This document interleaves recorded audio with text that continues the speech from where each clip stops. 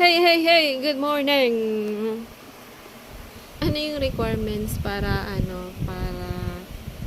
maging katulad ni Zoe Sama? Sabi niya mag-iba daw ng pangalan. It's far from your definition of being someone like that.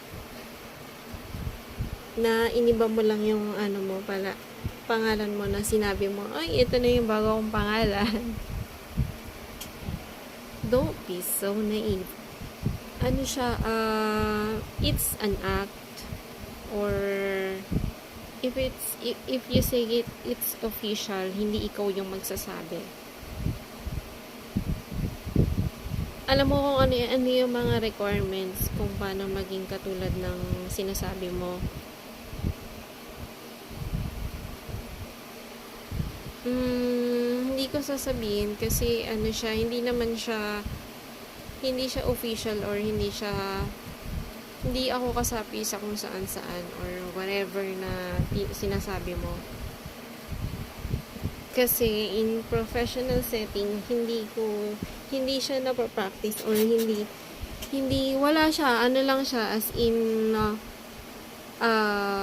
yung mga totoong ganon na tingin ko in my point of view na may ginagawa sila na kung ano, or may ginagawa sila na initiation or something or whatever para masali ka dun sa mga sinasabi mong katulad ng ganon.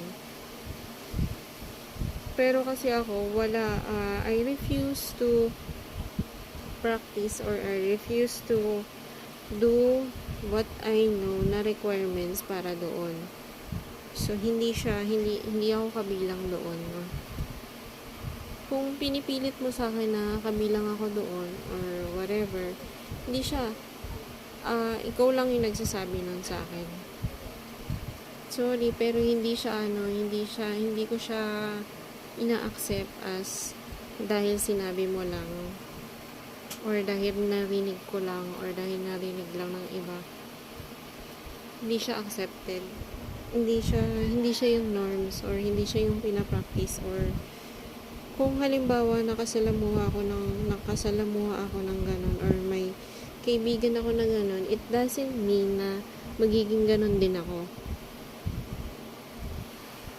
Or may pamilya akong ganon, it doesn't mean na magiging ganon din ako. So, pero dahil nadadamay ka na, baka